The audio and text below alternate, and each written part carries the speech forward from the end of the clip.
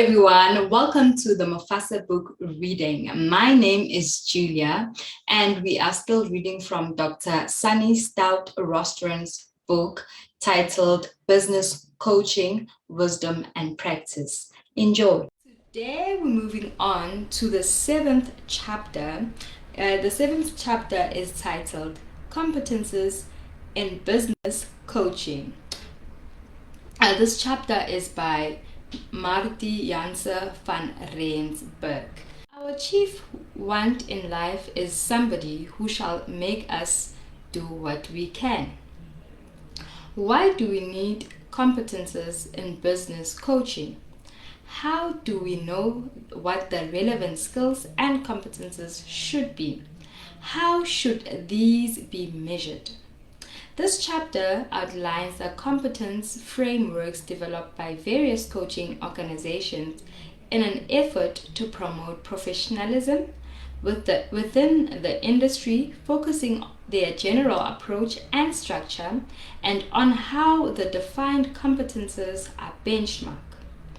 It then reviews specific skills and competences stipulated within these frameworks for particular aspects of the coaching process.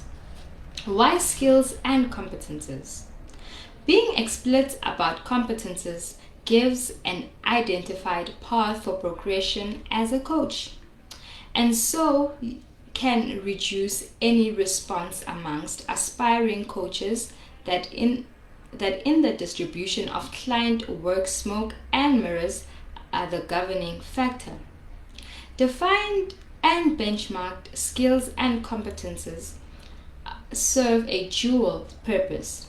They give clarity in terms of how we might be chosen to do work, and they give the coach and the emerging coaching profession guidelines on what is expected and how to develop and improve.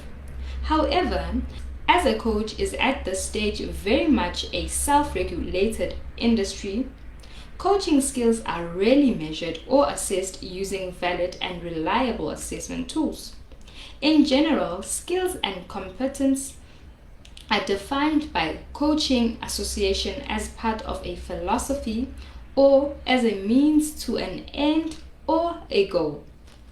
When you are not feeling well, you might decide to go and look for a medical professional. You determine which one, depending on your symptoms. If you have a toothache, you consider going to a dentist or a generalist in oral health care. You assume that such professionals comply with certain criteria, that they have passed the required written and practical exams, and that they adhere to a code of professional ethics.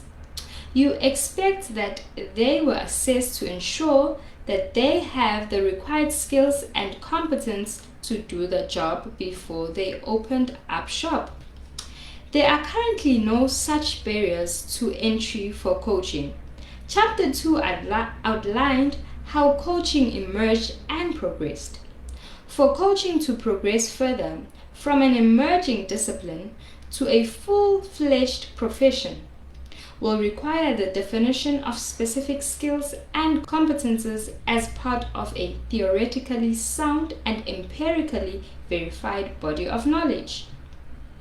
This process has been investigated and promoted by the Global Convention on Coaching, that is the GCC. In the meantime, various national and international coaching organizations have drawn up competence frameworks in an attempt to self-regulate and professionalize the industry as far as possible. These frameworks are outlined in the following section. Competence frameworks.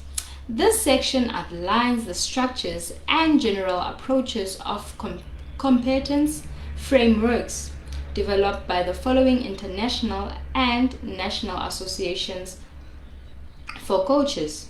International Coach Federation, that is the ICF, the Worldwide Association of Business Coaches, that is the WABC, European Mentoring and Coaching Council, that is the EMCC, and Coaches and Mentors of South Africa, that is COMENSA. International Coach Federation, that is the ICF. The ICF points out that its framework of core coaching competences was developed in order to support greater understanding about the skills and approaches used within each coaching profession, support members in calibrating their level of alignment between their coach, specific training the ICF expects and the training members have experienced, and be used as the foundation for the ICF credentialing process examination. The core competences are grouped into 4 clusters according to those that fit together logically. The ICF emphasizes that the groupings and the individual competences are not weight, that is, they do not represent any kind of prioritization, but are all core or critical for any competent coach to demonstrate.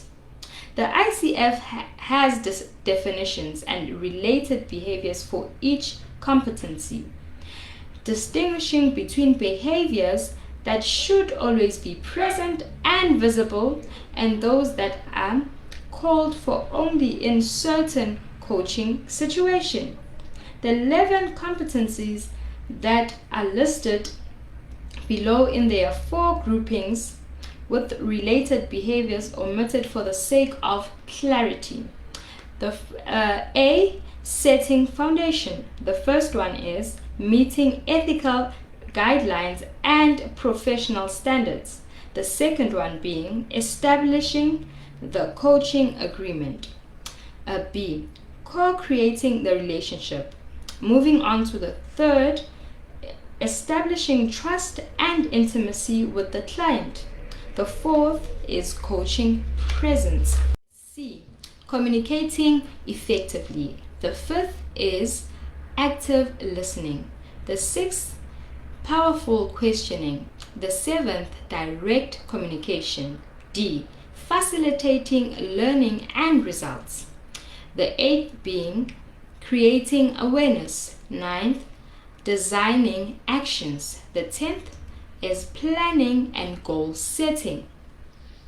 And the 11th, managing progress and accountability. A research study tested the validity of these 11 competences.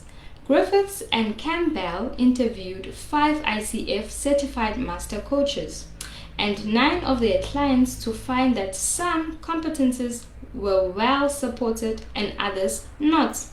They discovered some inconsistency in the competency grouping, suggesting that competences were devised somewhat unscientifically rather than through an empirically validated process. This supports our view that these are guidelines only until further research is undertaken. As far as we are, this is one of 2 studies that endeavors to test the validity of competences. The complete ICF competence framework can be found on the Federation's website. Worldwide Association of Business Coaches, that is the WABC. Since 1997, the WABC has worked to define the emerging profession of business coaching and to distinguish it from other types of coaching. From 2002 to 2005, in partnership with the UK-based Professional Development Foundation, the WABC conducted rigorous research into what defines a competent business coach. Their aim was to develop a robust and evidence-based framework which was congruent with the real practice of business coaches. Stage 1 was an in-depth literature review of psychology, training and development, and organizational development literatures from 1930 to the present day. The focus of this review was how coaching was carried out, who was doing it, how it was used within organizations, and the coaching system which have evolved as a result. Particular attention was paid to the factors influencing the efficacy of coaching from an organizational context through to the coach attributes. That is where today's reading will end. I hope you really found it insightful. I think one thing that I really took out of this is that just like any other professionals have competences and skills that are applicable in their particular field, so does coaches.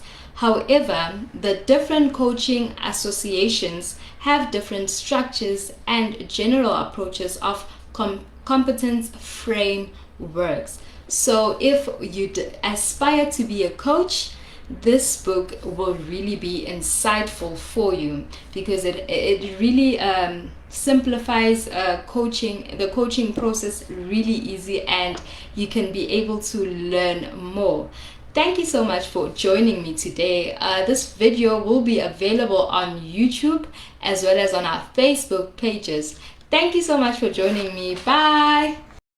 Thank you for watching the video. Remember to subscribe to the channel, like, comment, and share to your family and friends.